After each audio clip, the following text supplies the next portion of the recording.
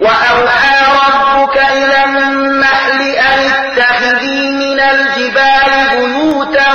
ومن الشجر ومما يعرشون او ګوره ستا رب د شاتو مچی ته دا وحی وکړه چې په غرونو کې په ونو کې او په څپرو باندې خېجول شو نو تو کې خپل ځاله جوړه کړه ثم كلي من كل الثمرات فاسلكي سبل ربك ذللا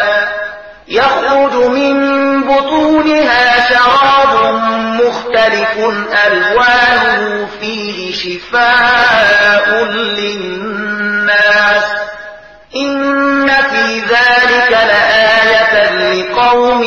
يتفكرون او د هر ډول میوه شیره وخوره او د خپل رب په هوارو کړو لارو اوسه د دغه مچۍ د خېټنه په بیلا بیلو رنگونو یو شربت راوځي چې په هغه کې د خلکو لپاره شفا ده